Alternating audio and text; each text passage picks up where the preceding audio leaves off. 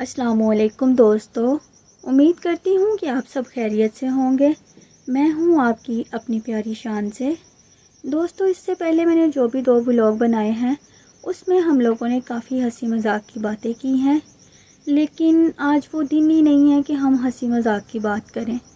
آج کا دن جو ہے بہت سنجیدہ سا ہے، کیونکہ آج 21 رمضان المبارک ہے، یعنی کہ مولا علی کی شہادت کا دن ہے۔ تو آج ہم اسی حوالے سے بات کریں گے۔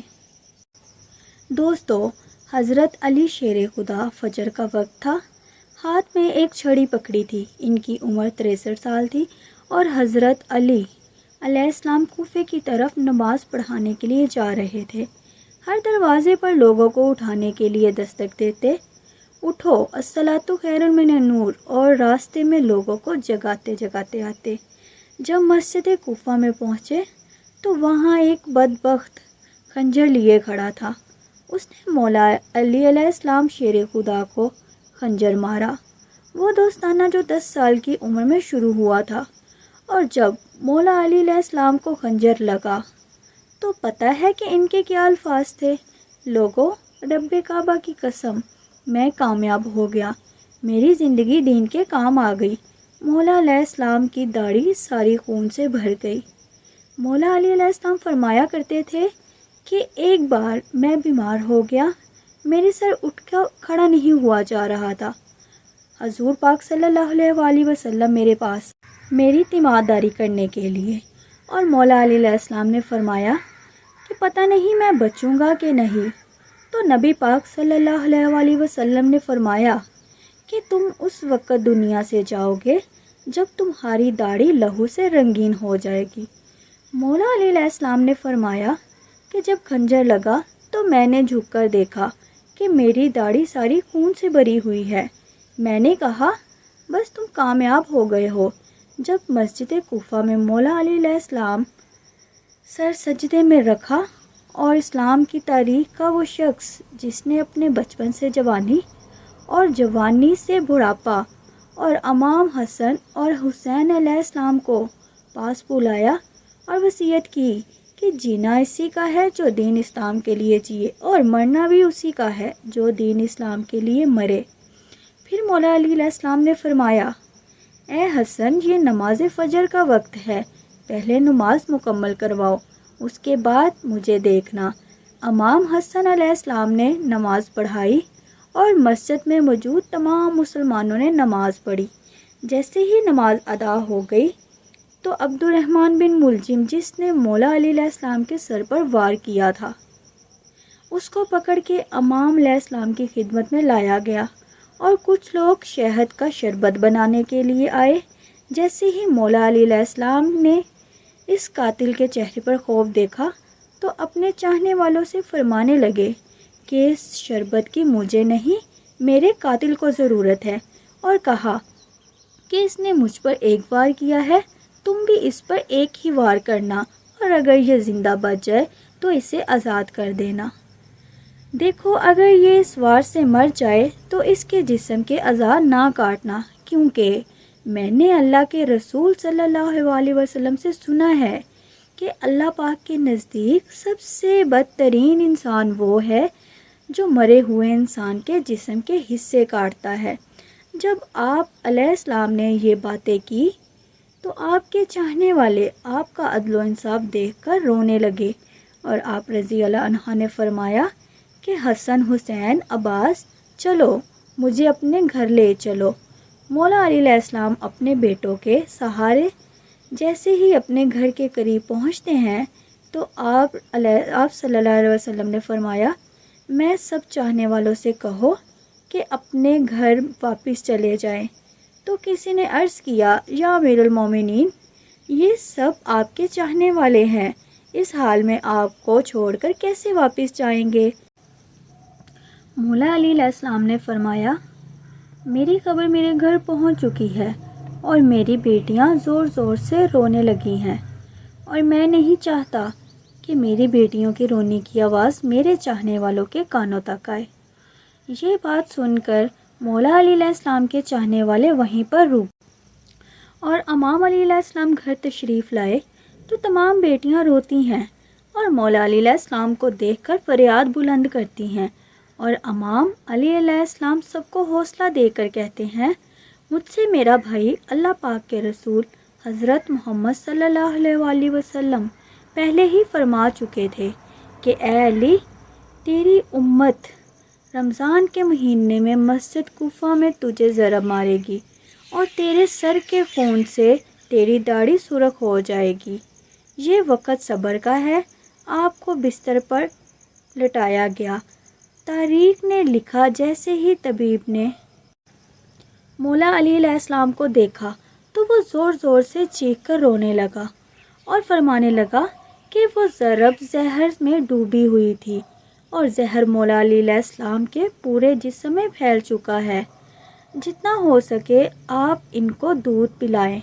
جیسے ہی یہ خبر کوفے کی گلیوں تک پہنچی تو کوفے کے یتیم بچے اپنے اپنے حصے کا دودھ لیے مولا علی علیہ السلام کے گھر آتے ہیں اور بآواز بلند کہتے ہیں، یا حسن، یہ ہمارے حصے کا دودھ ہمارے مولا علی علیہ السلام کو پلائیں۔ ہم ایک مرتبہ یتیم ہو چکے ہیں، دوسری مرتبہ نہیں ہونا چاہتے۔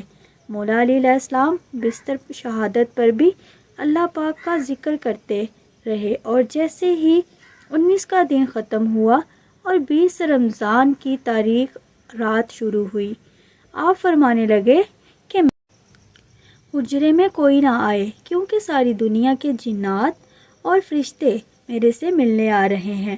اور پھر جیسے ہی 20 رمضان کا سورج طلوع ہوا تو آپ امام حسن علیہ السلام سے فرمانے لگے کہ اے حسن، جاؤ میرے تمام چاہنے والوں سے کہو کہ آ کے اپنے امام کا آخری دیدار کر لیں۔ آپ کی عقیدت مند جیسے ہی قطار بنا کر آپ کی زیارت کے لیے گھر میں داخل ہوئے تو دیکھا کہ زہر پھیلنے کی وجہ سے آپ کا چہرہ زرد ہو چکا ہے۔ سب چیخ کر رونے لگے تو علی علیہ السلام رضی اللہ عنہ فرمانے لگے، پوچھو جو پوچھنا چاہتے ہو، کیونکہ میں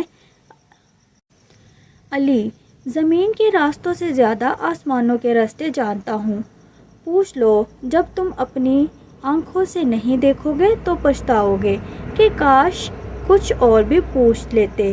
کسی عقیدت مند نے سوال کیا تو کسی نے جواب دیا، کوئی زیارت کرتا رہا۔ جیسے ہی عقیدت مند جانے لگے، مولا علی علیہ السلام نے فرمایا، حسن، میرے پورے خاندان کو میرے حجرے میں لے کر آؤ، اور پھر وصیت کی کہ فرمایا کہ اب اس خاندان کا وارث میرا بڑا بیٹا حسن ہے، جو یہ کہے اس سے مان لینا۔ اور حسن رضی اللہ عنہ سے فرمانے لگے کہ جتنا ہو سکے اپنی زبان اور دل اور کردار کو صاف رکھنا اور محبت سے امن کا پیغام دیتے رہنا۔ اپنے نانا علیہ السلام کی صلح حدیبیہ کو بھی یاد رکھنا اور کوشش کرنا کہ مسلمان کا دشمن نہ بنے۔ اور بھی کافی باتیں انہوں نے کی اور سمجھائی، اور فرمایا کہ حسن حسین، جہاں تک ہو سکے میرے اس پیغام کو ہر ایک تک پہنچانا کہ اپنے کام ذمہ داری سے کرتے رہنا اور اپنے درمیان تعلقات کو اچھے بنائے رکھیں، کیونکہ میں نے نانا حضرت محمد صلی اللہ علیہ وسلم سے سنا ہے کہ لوگوں کے درمیان صلح کروانا 1000 سالوں کی روزہ نماز سے بہتر ہے، اور یتیموں کے بارے میں اللہ سے ڈرتے رہنا کہ وہ کبھی بھوکے نہ رہیں، اور نماز کے بارے میں ڈرتے رہنا کیونکہ وہ تمہارے دین کا ستون ہے۔ اور مولا علی علیہ السلام نے ایسی بہت سی باتیں سمجھائی، اور پھر آپ حضرت عباس کو دیکھ کر فرمانے لگے، اے عباس، تمہیں میں نے کربلا کے لیے اللہ سے مانگا ہے، آج سے حسین تمہارے آقا ہے اور ان کے غلام بن کر جینا۔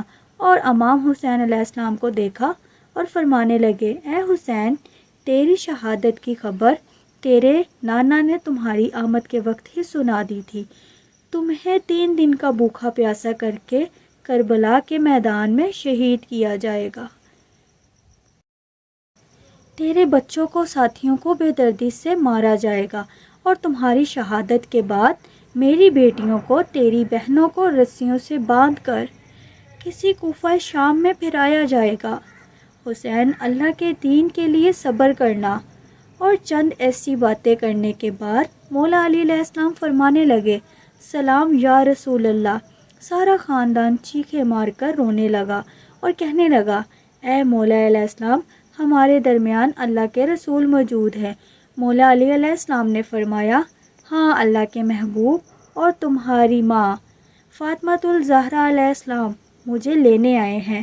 بس سارا گھر زاروں کی طرح رونے لگا اور مولا علی علیہ السلام نے اپنی آنکھیں بند کر لی تو آپ کی وصیت پر عمل کرتے ہوئے کسی کو بھی آپ کے جنازے پر شامل نہیں کیا گیا۔